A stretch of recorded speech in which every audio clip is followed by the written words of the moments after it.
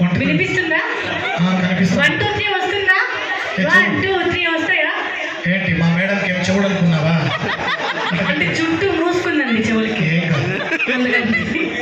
ఒకటి 1 2 3 వస్తాయా చెప్పు.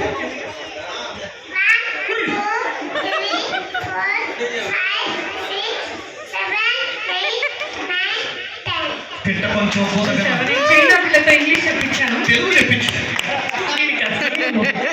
1 2 వస్తాయా? ట్రై చేయి నీకు చాక్లెట్ ఇస్తా. ఒకటి